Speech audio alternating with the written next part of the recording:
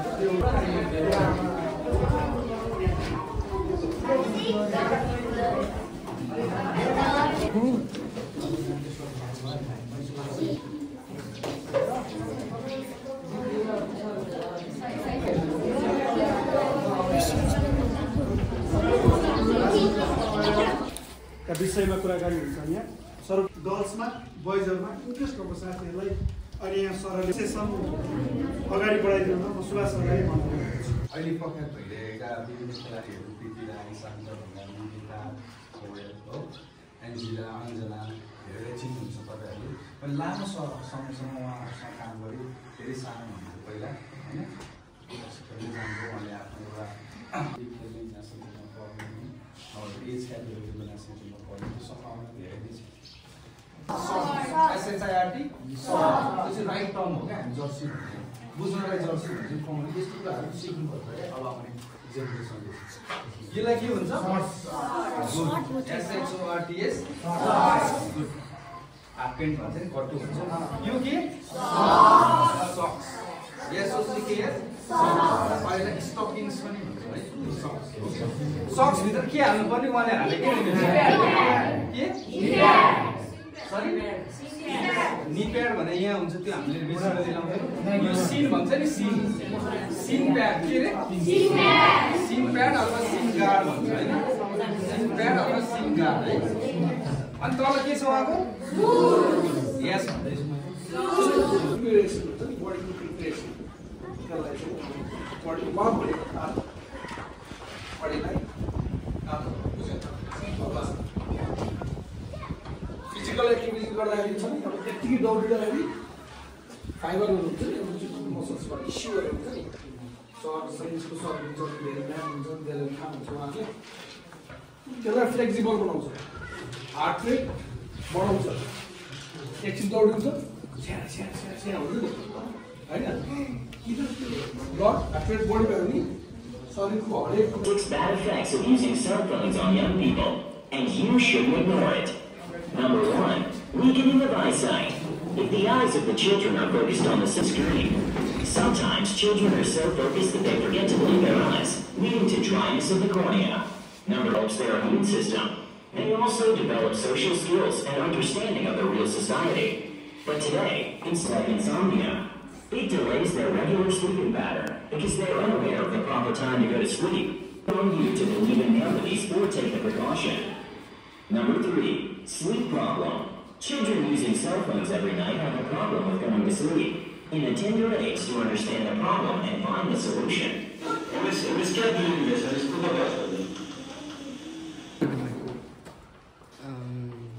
Mobile फोनहरूले गर्दाखेरि चाहिँ रेडिएसनले गर्दाखेरि हाम्रो दिमागमा असर पर्छ अनि हाम्रो स्लिपिङ टाइममा असर पनि पर्छ र रेडिएसनले गर्दाखेरि हाम्रो स्पाइनल कर्डमा ड्यामेज हुन्छ, हाम्रो पोस्चर बिग्रिन्छ।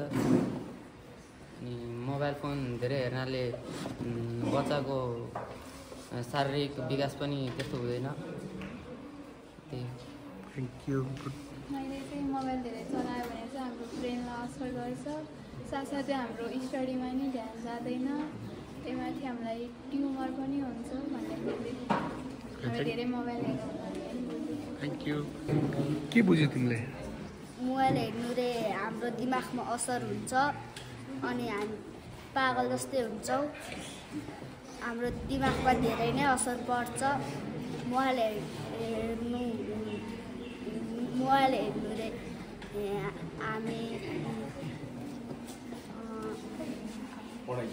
पढाइमा फोकस गर्न सक्दैनौँ अनि मोबाइल हेर्दाखेरि हामी सुत्ने टाइम नि म्यानेज गर्नुपर्छ। धन्यवाद। Thank you. हामी स्पोर्ट्स खेल्ने अगाडि मलाई हेर्नु पर्दैन।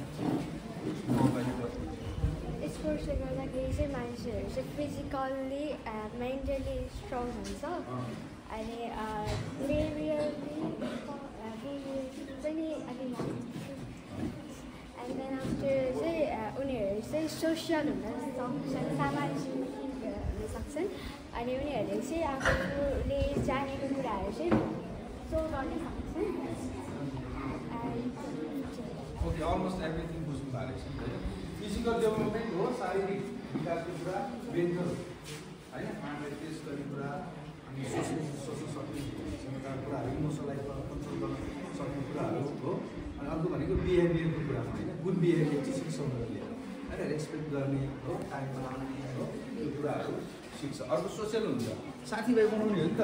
तपाईँ यहाँ स्पोर्ट्स खेल्न आइसकेपछि हो एकजना साथी चिन्नु होला, 4 क्लासमा भएकोले 6लाई चिन्नु होला हो, एउटा स्कुलमा भएकोले अर्को स्कुलकोलाई चिन्नु होला। गर्ल्स र बोइजमा पनि के होला, त्यो किसिमको एउटा होइन नेटवर्किङ होला, फ्रेन्डली रिलेसनसिप बिल्ड होला, त्यो कुरा हो। अनि स्पोर्ट्स भनेको चाहिँ आफ्नो पर्फर्मेन्स, आफ्नो ट्यालेन्ट देखाउने हो नि त। पछि त्यसको धेरै फाइदाहरू छ। तपाईँहरू आज नेम पपुलारिटीको कुरा, तपाईँहरूले संसारले नै चिन्ने भन्ने कुराहरू छ नि त। त्यो चाहिँ हाम्रो के स्पोर्ट्स इम्पोर्टेन्ट छ। उहाँले एकदम राम्रो छ भनेको सबै पोइन्टलाई नै क्याच गर्नुभएको छ है। त्यो त point physical, mental, social, behavioural हो अनि लास्टमा कग्निटिभ होइन, ओभरअल कोअर्डिनेसनको कुराहरू। Okay, thank you.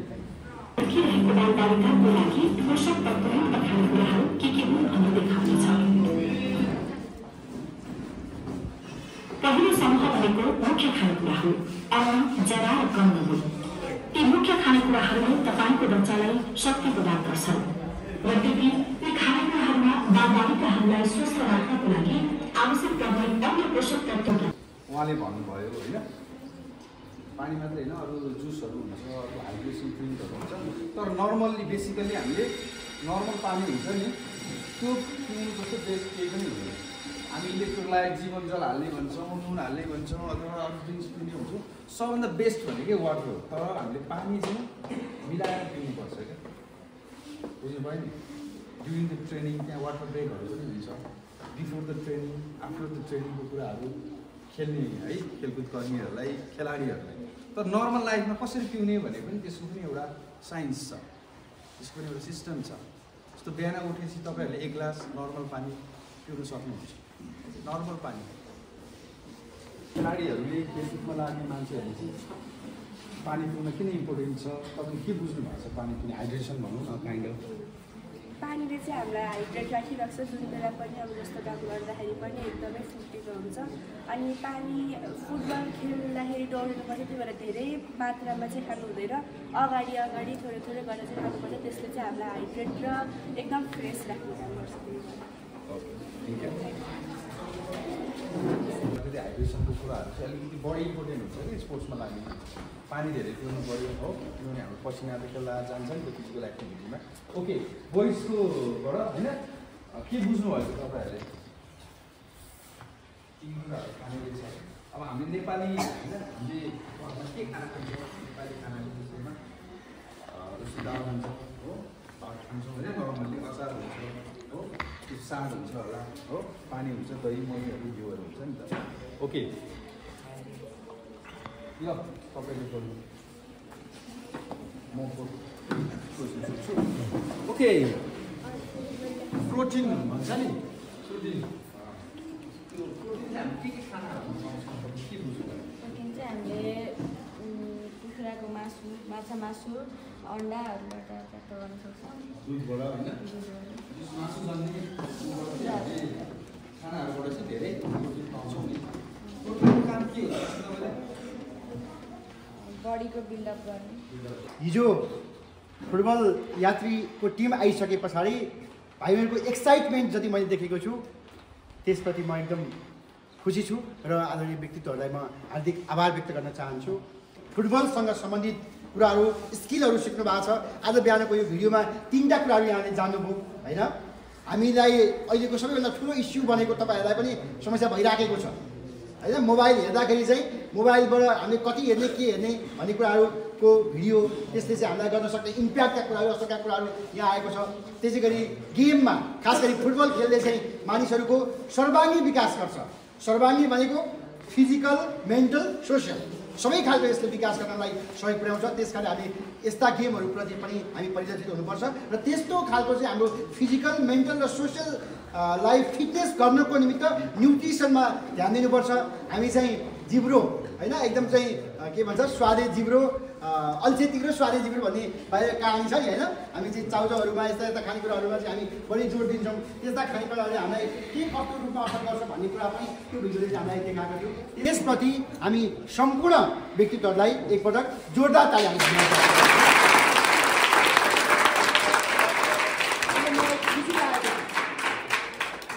हिजोसम्म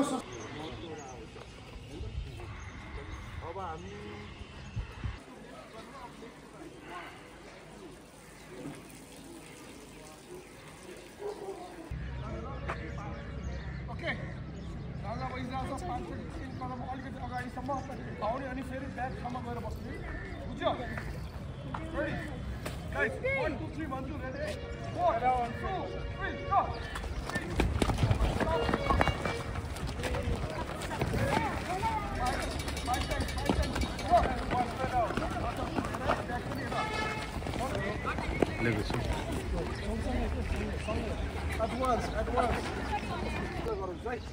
अनि अर्को स्टेसनमा एउटा स्टेसनमा गएर चाहिँ बुझ्यो।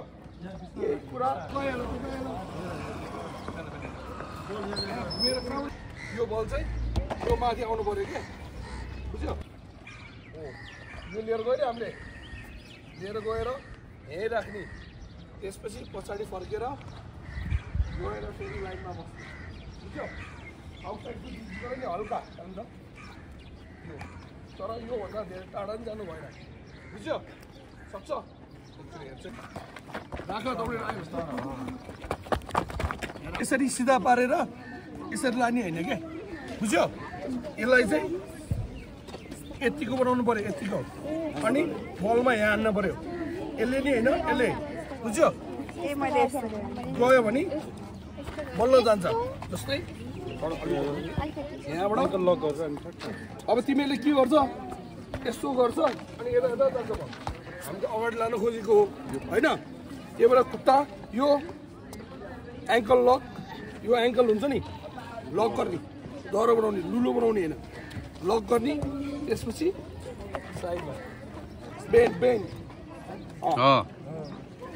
प्र्याक्टिस गर।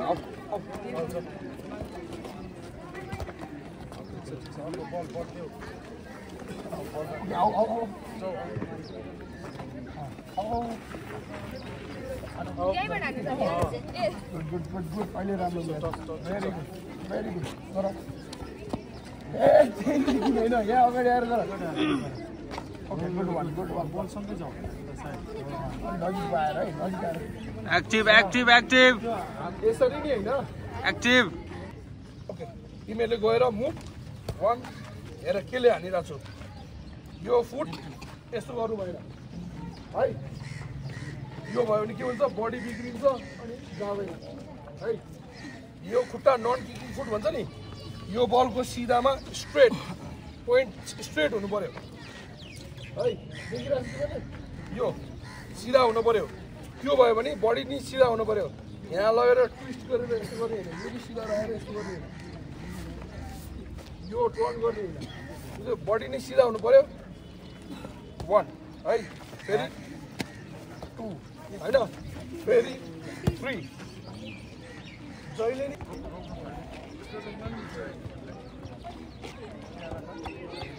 एकछिन अगाडि जिउ बाङ्गो नगुनाउ भने अलिक पछाडि जाउँ फेरि यस्तो भयो कि यत्तिकै बस सिधा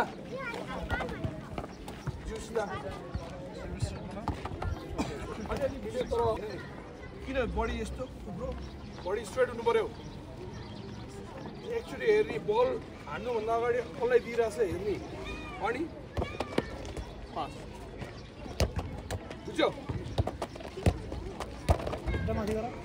बुझ्यो फेरि मान्छेहरू बुझ्यो बुझेन हान्न सक्छ हात पछाडि गयो एकछिन अलि त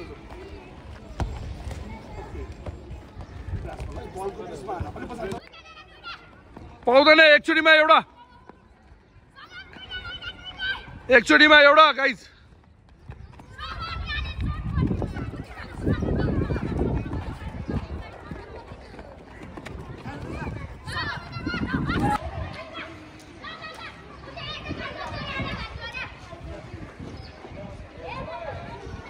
रेडी 1 2 3 go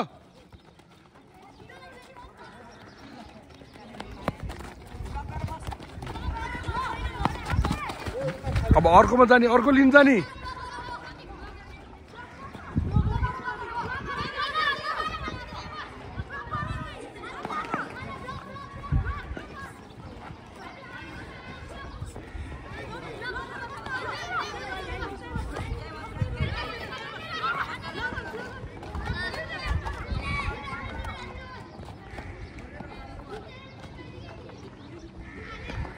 सर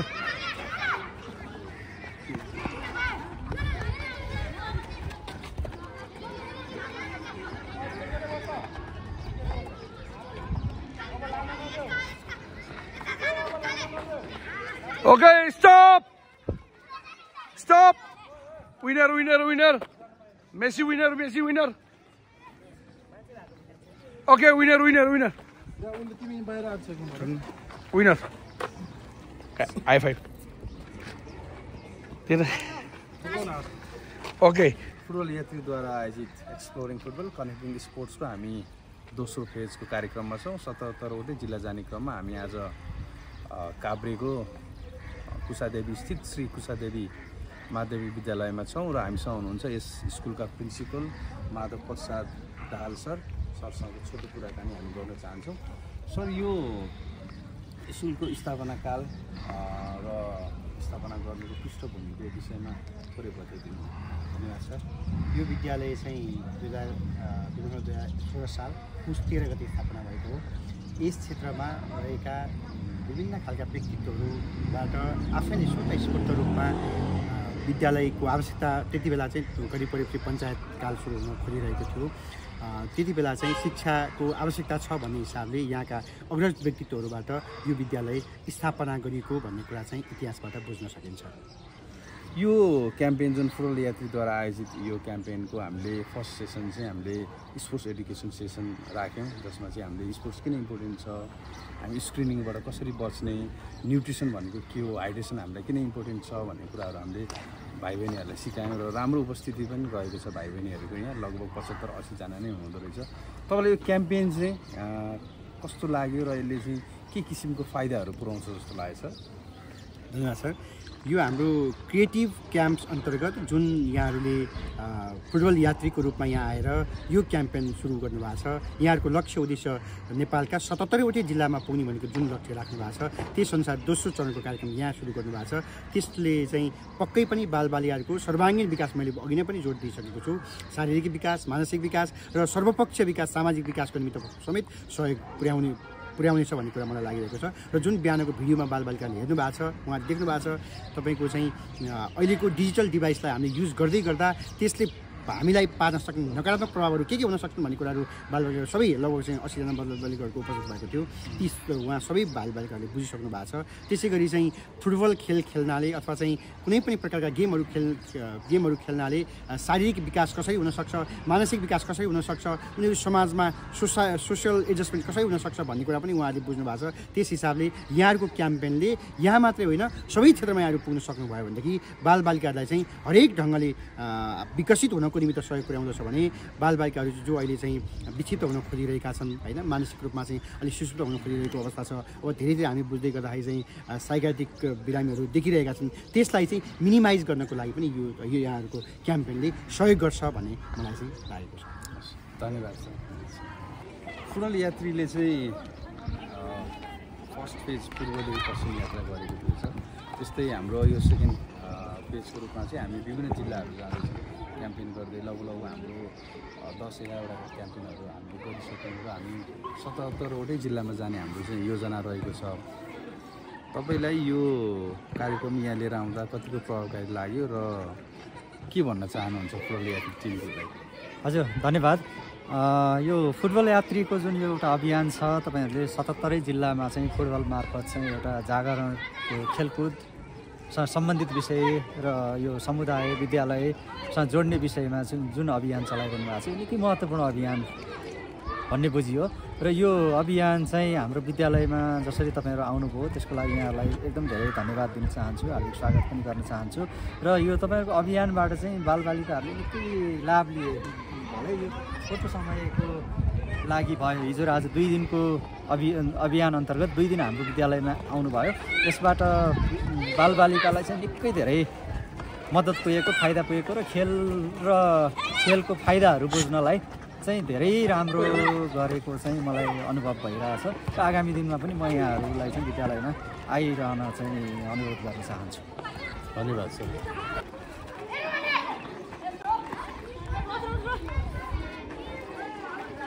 सरलाई यो फुटबल यात्रीले आयोजना गरेको क्याम्पेन कतिको प्रभावकारी हुन्छ जस्तो लाग्यो, कस्तो लाग्यो हजुरलाई?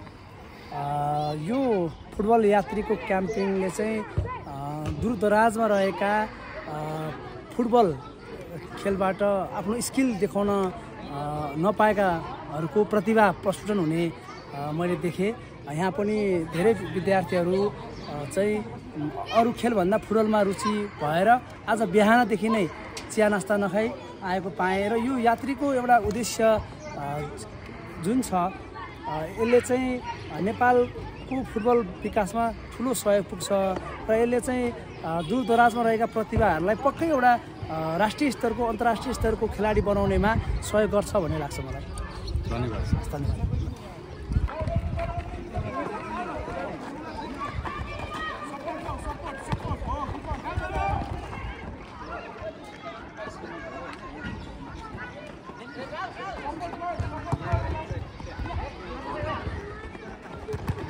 ल रमाइलो कुराकानीको लागि हामीहरूसँग भाइहरू हुनुहुन्छ, फुटबललाई एकदम माया गर्नुहुने। तपाईँको नाम के हो? नितेश श्रेष्ठ, योगेश नेपाली। तपाईँहरू कति कक्षामा पढ्नुहुन्छ? म 4 म 6मा। अनि तपाईँहरूले फुटबल खेल्न मनपर्छ? लास्ट नै भने। तपाईँको फेभरेट प्लेयर को हो तपाईँको? मेरो Samba Neymar. Okay, Samba Neymar भनेपछि नेपाली फुटबललाई पनि माया गर्नुहुन्छ। नेपाली। साम्बाको फुल नेम थाहा छ? Savitra Bhandari. Okay, good, follow गर्नुहुँदो रहेछ, एकदम राम्रो। तपाईँहरू भविष्यमा के भन्ने योजना छ? त्यो त भविष्यमा गएर थाहा हुन्छ। मेरो अहिले केही त्यस्तो सोचेको छैन? अहिले अलि आर्मीको दिमागमा आइरहेको छैन? पछि गएर फुटबल प्लेयर बन्छु यस्तो केही गर्छु भन्ने केही छ? त्यो त लाग्छ है। ओके, अनि तपाईँहरूलाई यो क्याम्पेन जुन हाम्रो फुटबल ट्रेनिङ गरायौँ अघि, त्यहाँ सेसन पनि थियो, एजुकेसन सेसन, तपाईँहरूलाई यो क्याम्पेन चाहिँ कस्तो लाग्यो? राम्रै, धेरै राम्रो लाग्यो। राम्रो भन्नाले के कुरा चाहिँ अलिकति राम्रो अनि युनिक होइन, यसले चाहिँ अलिकति चेन्ज लिएर आउँछ जस्तो लाग्यो तपाईँहरूलाई? अब धेरै मोबाइलहरू नहुने त्यस्तो हेऱ्यो अनि राम्रै सिकाइरहनु हुन्छ फुटबल नि, त्यति नै हो। मोबाइलमा हेर्ने, अब त्यही पढाइमा पनि फोकस गर्ने अनि फुटबल रिलेटेड जस्तो तपाईँहरूले फुटको होइन पार्टहरू पनि होइन, कुन पार्टले कहाँ हान्ने होइन, टचेसको कुराहरू, इनसाइड फुट आउटसाइड फुटहरू सिक्नुभयो नि त कोचहरूबाट? यो पहिला थाहा थियो तपाईँहरूलाई, सिक्नु भएको थियो थिएन? ओके, नयाँ कुरा सिक्यो नि त होइन। यसलाई चाहिँ तपाईँहरूले भविष्यमा एकदम रेगुलर प्र्याक्टिस गर्दै जानु होइन, साथीहरूसँग खेल्दा घरमा के आफूसँग के रिसोर्स छ होइन, जे छ त्यही रिसोर्स युज गरेर बल टचेसहरू तपाईँहरूले सिक्न सक्नुहुन्छ बेसिक एकदम। Thank you. ल ओके,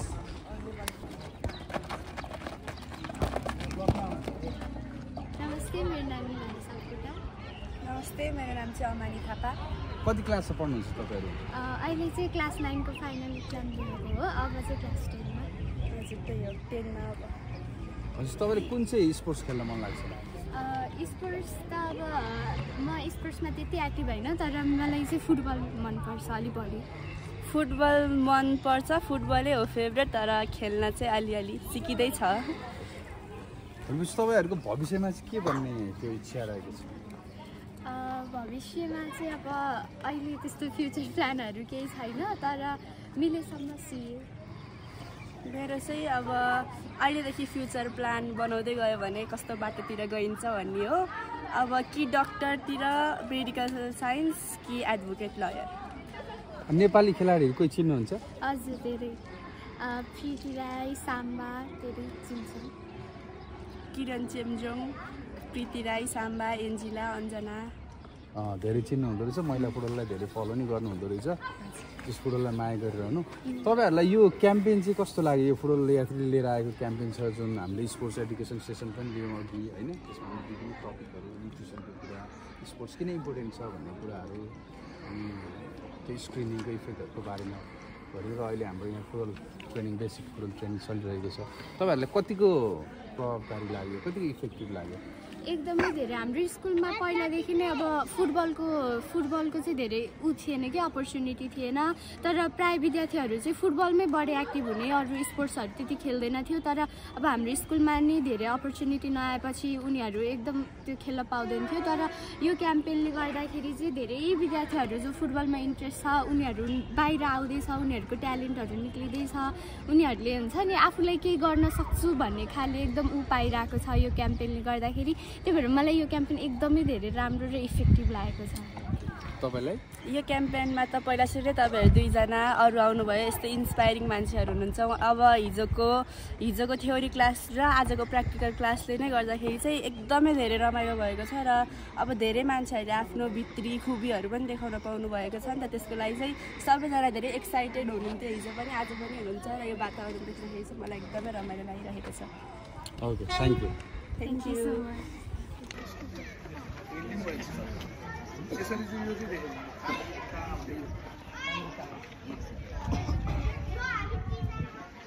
Bye. Okay.